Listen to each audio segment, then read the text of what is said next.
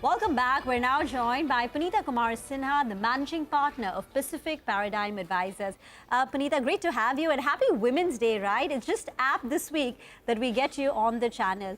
But so much has been thrown at the markets in the last 2 months. The underperformance versus China, the Adani saga, higher inflation rates, higher interest rates. We're now talking about the possibility of a 6% terminal rate for the Fed. The kind of fall that we've seen, the underperformance of the PSU banking space in the last 2 months, it's been a tough time for money managers. How have you navigated the volatility in the last 2 months, and how should one position their portfolio? Indeed. First of all, happy Women's Day to all the viewers and to all the anchors at CNBC. Yes, it's been a very volatile and tough times, and I don't think that's going to change anytime soon. I think this is the time to remain defensive in value names, in quality names. India's growth is still looking good compared to a lot of the other countries, but this China reopening trade has taken a lot of focus away from India into China and North Asia. So a lot of, at least foreign money is looking at the recovery of China, and that's the trade that's been in play right now. India is actually not in focus from the short-term investors. Of course, from long-term strategic investors, India is as important as it's ever been. And so a lot of the strategics, the companies, global companies are still looking to India as a China plus one possibility. So I think that the long-term growth of India is actually looking very good. But from a short term, India's valuations are not as attractive versus its own history and versus other emerging markets. And so at the moment, I think the focus is on some of the other emerging markets. Okay, Punita, hi, welcome to the show. We just did a piece on how there is an IPO in the Tata Group after what, almost 20 years, Tata Technologies. But how are you feeling about stocks like Tata Motors now?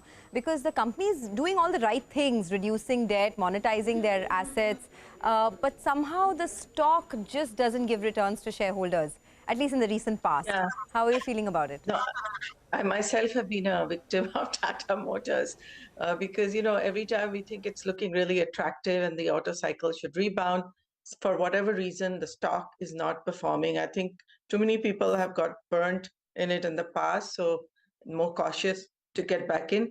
But I do think the auto sector is seeing recovery and should see some recovery because, post-COVID, and the supply chain issues. Now, finally, supply chain issues for the auto sector have somewhat normalized. So there's more volumes available to sell. So I think things should improve from here on. But having been burnt myself, I'm not like gung-ho or getting back in aggressively. Okay.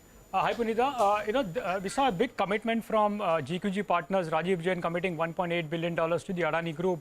Have you tracked this space, and do you think a lot of the valuations in Adani Group stocks have become attractive now? Well, this is a tricky one, and I have not tracked it very closely because we don't hold any Adani stocks, and I think there's a lot of companies in India that one can buy. So, especially the focus on ESG. We look at companies where there's, the controversial, number of controversies are lower. And so as a result, we've not really been investing in this. Hi, Punita. Good evening. Thanks so much for joining in. Any ideas, any themes you could share? As you said at the start of this conversation, that you could look at defensive names as well. What would qualify as defensive in this sort of a market scenario? So, so for one, I think Bharti is looking good, I think. So that's a stock that one can look at. In addition, I think, it's interesting because while we are very dependent on macro data on global markets, and India is moving in line with those cues, so the Fed commentary seems to be driving most markets. However, if you look at within sectors, there's attractive opportunities in almost every sector.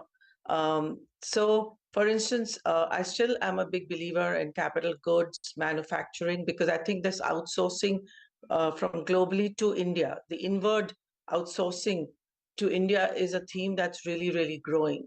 And for that, we need to really build our manufacturing capacity, and that would mean that a lot of sectors that are sort of, enabling the manufacturing sector will do well. But if you look at valuations of most of these companies, it's a lot of it is in the price. And so you have to be very selective. I mean, while the theme is very good, and from a growth perspective, the growth rates are going to be very strong, but then how do you look at valuations? Because you're in a new regime where growth is higher than it's ever been, because we've never seen this kind of demand for India, but then the valuations are reflecting that, right? So I think in every sector there are some stocks that are relatively more attractive, but overall I think India's valuations are still at about 10 to 15% premium to its own history and to other emerging markets. So you have to be very selective. Whether it's banking, I think there is valuation disparities there that one can capitalize on. You talked about autos. There are some valuation disparities there. Telecom, I mentioned. Punita, since you said autos, and you've said you burnt your fingers with Tata Motors, I just want to take a try at this one. The big theme this week, in the week gone by, was electric vehicles, and we saw, a huge surge in names like, say, an Electra Green Tech, a JBM Auto.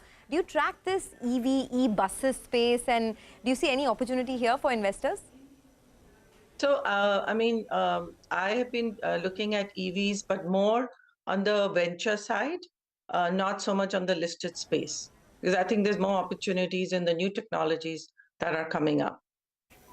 Okay, with that, we will take your leave. Thanks a lot, Punita, for joining us, and have a great weekend. Thanks for being with us on this edition of Editors Roundtable. And to all of you folks, have a great weekend. We'll see you again bright and early Monday morning. And all of you, have a good weekend as well. Nigel, I know, is off for a holiday. Nigel? Absolutely. Have a good one. We'll miss you. We're going to miss you. I'm going to have a great one. I hope I'm going to miss you all as well. I'm sure not. I'm sure not. But better get something back for us, okay? For sure. Chocolates, and that's all we want. Nothing else. That's doable. All right, folks. We'll see you guys bright and early on Monday morning. Have a great weekend.